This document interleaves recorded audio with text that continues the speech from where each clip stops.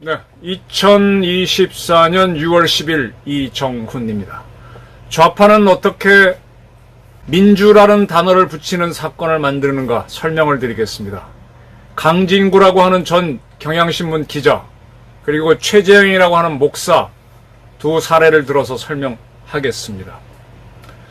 오늘 국민권익위원회 정승윤 부위원장이 디올백 사건에 대해서 국민권익위원회 결정을 발표했습니다. 무엇이냐? 이 사건은 접수하지 않겠다는 겁니다. 왜 그러느냐? 두 가지 이유를 들었는데 그 중에 가장 중요한 것이 김영란법 있죠. 김영란법. 뭐 선물을 받으면 안 된다, 뭐를 받으면 안 된다. 공직자들은 다 돼 있습니다. 저희 과거 직업이었던 기자들도 뭘 하면 안 된다. 이렇게 돼 있습니다. 그런데 이 공직자의 부인이 어떻게 해서는 안 된다는 게 김영란법에는 없습니다. 그것을 근거로 배우자에 대한 제재 규정이 없기 때문에 종결 결정한다. 즉 신고 접수를 거부한다라고 했습니다. 그리고 그 외에 또 다른 이야기를 들었는데 그건 별로 중요한 게 아니고요. 네, 이렇게 해서 정승윤 부위원장이 디올백 사건으로 김건희 여사를 어떻게 해야 된다는 문제는 다루지 않겠다라고 밝히니까 민주당에서는 고위공직자의 부인에게는 뇌물을 줘도 직무 관련성이 없음, 아무 문제가 없다, 이거냐? 라고 공격을 했습니다. 그러면서 특검만이 김 여사 의혹을 풀 수 있다며 김건희 특검법을 조속히 결정하겠다 그랬습니다. 오늘인가요? 지금 윤석열 대통령하고 김건희 여사는 중앙아시아 방문을 하고 있죠. 그래서 해외 순방을 할 수 있도록 꽃길을 깔아줬다라는 비난까지 나왔습니다.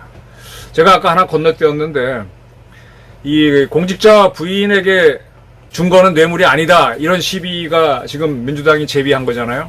여기에 대해서 정승윤 부위원장은 뭐라 그랬는가 하면은 대통령과 이 사건 제공자에 대해서는 직무 관련성을 따져봤는데 없다라는 겁니다. 즉 최재형 목사하고, 최재형 목사가 디올백을 부인한테 줬는데, 김건희 씨한테 줬는데 그로 인해서 그가 대통령한테 뭘 부탁할 것도 없죠. 오히려 이건 함정을 걸어서 자기 스스로 밝혔잖아요. 함정 취재라고 그랬지 않습니까? 이거는 김건희, 윤석열을 잡기 위해서 한 거지 뭐를 뇌물로 부탁하기 위한 직무 부탁 그런 거가 아니지 않습니까? 그렇게 해서 정승윤 부위원장은 판단했는데 민주당에서는 오히려 공직자 부인한테는 뇌물을 줘도 불법이 아니냐라는 식으로 비틀어서 공격을 했습니다. 이것이 바로 좌파가 사건을 만드는 방법 중에 하나죠. 근데 이거보다 더 희한한 것이 있습니다. 그 청담동 게이트 아시죠?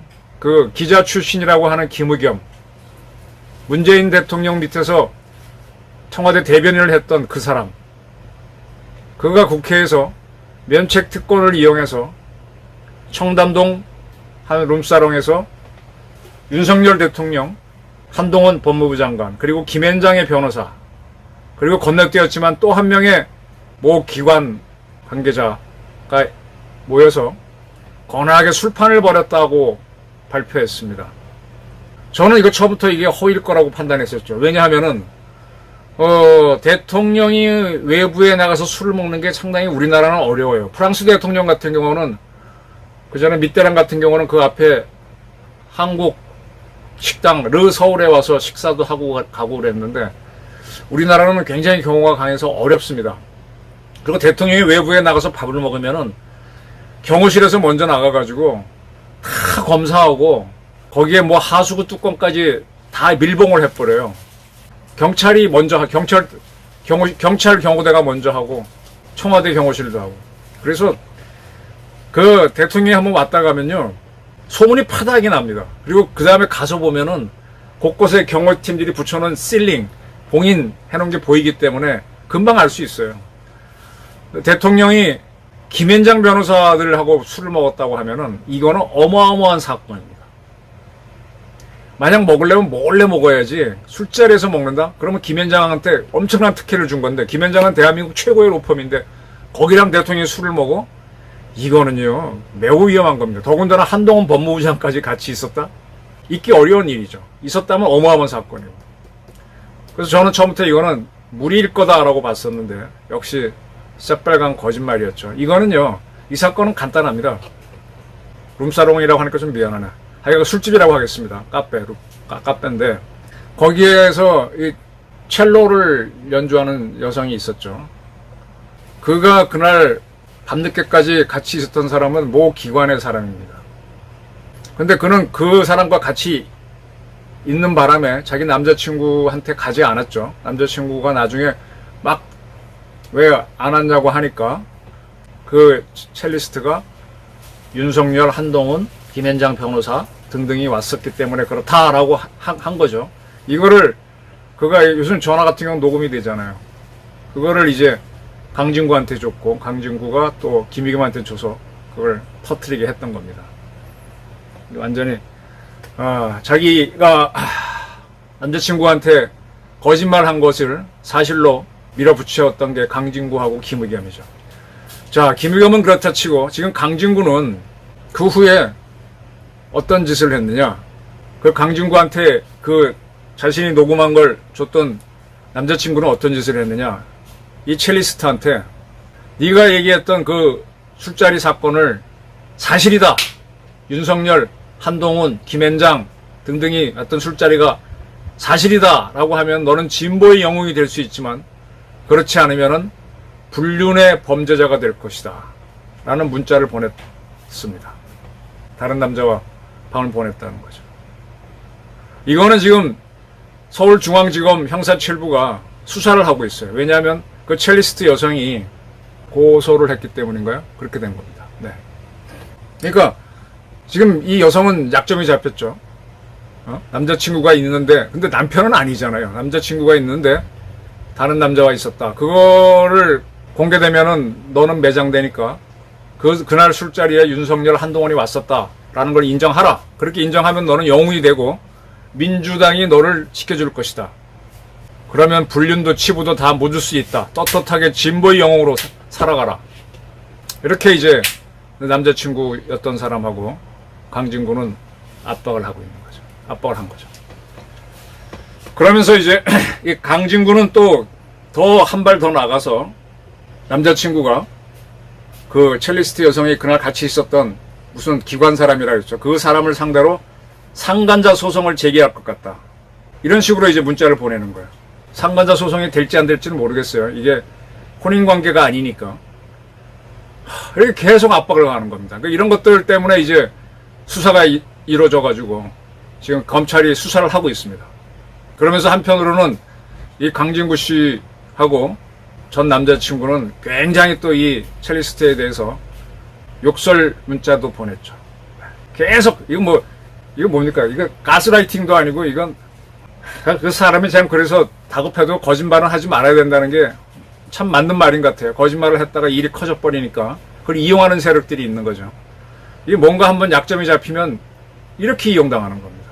김건희 여사도 최재형님 목사라가 그렇게 보자고 했을 때, 그리고 뭘 놓고 간다고 그랬을 때 어떻게든 내쳤으면 되는데, 한동훈 씨는 어쨌든 공직에 있을 때 뭐 밥을 먹자 그러면 자기가 미리 카드로 자기 값을 맡겨놓거나 카드를 먼저 계산하는 식으로 다 빠져다녔잖아요. 여우처럼 행동을 해야 되잖아요.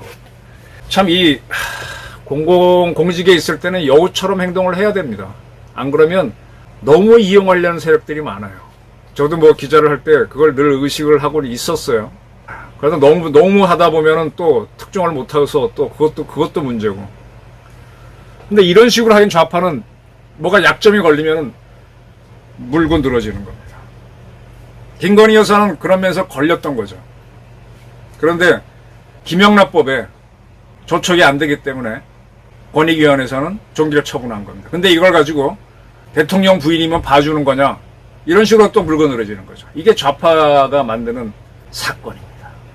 그냥 딱 보면 아닌 거는 탁 치면 되는데 끝까지 물고 늘어집니다. 이거는 저희도 그 기자를 할 때 진돗개처럼 끝까지 물고 늘어져라는 건 많이 배운 지시사항 중에 하나인데, 빨간 걸 피다라고 계속 주장하는 거는 그건 아니잖아요. 빨간 거를 감추고 있는 것이라고 할 때 끝까지 물고 늘어야지, 빨간 거를 까만 거라고 하는 끝까지 주장하는 건 이거는 고문이고, 이건 쇠뇌입니다. 지금 이재명 씨 사건에, 이재명 대장동 게이트에 이재명에 관련된 숱한 사건이 이와 비슷한 겁니다. 그리고 북한이 하는 짓이 이와 비슷한 겁니다. 이게 좌파입니다. 그래도 이 우리나라 사회에 불만이 있거나 우리 체제에 불만이 있는 사람들은 이렇게 해서라도 기존 체제를 흔드는 게 좋아서 박수 치는 사람들이 제법 있어요. 또 가진 자들, 힘 있는 자들에 대한 불만 때문에 또는 그 위기에 처한 사람이 싫어서 편승하는 사람도 있습니다. 그렇기 때문에 말도 안 되는 주장이 또 지지 세력을 받습니다. 그래서 이 사법기관하고 언론은 상당히 공정해야 되는데, 언론 자체가 또 한쪽 편을 들어서 우르르 몰려가는 경우가 있죠. MBC 같은 경우는 윤석열 대통령이 뭐 바이든 날리면 어쩌고 하는 걸 자기네가 우연히 풀 기자가 찍은 동영상에 들어가 있었단 말이에요. 근데 잘 안 들려. 뭔지 잘 안 들려. 그러니까 다른 팬 기자들 다 들어와서 들어보라고, 들어보니까 자기도 잘 모르겠다는 거야. 근데 자기 해석으로는 뭐 바이든 날리면이라고 해갖고 그게 진실이라고 써서 보도를 해버렸어요. 그런 보도가 어디 있어요? 자기도 자신이 없어서 물어봤던 건데. 이 90 몇 %라도 가능성이 있어야 쓰는 게 기사인데, 뭐 5%만 있으면 쓰는 게 이게 기사인가? 기사가 아니죠. 쓰레기죠, 그거는. 언론이 이런 지경까지 가 있습니다.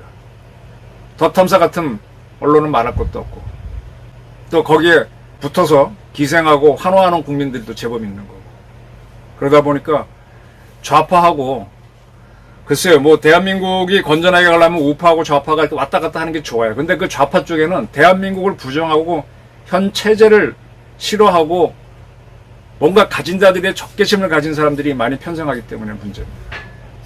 이런 좌파들을 어떻게 척결해야 될지 생각하고, 그리고 칠 때는 단호하게 쳐야 된다고 저는 생각합니다. 감사합니다.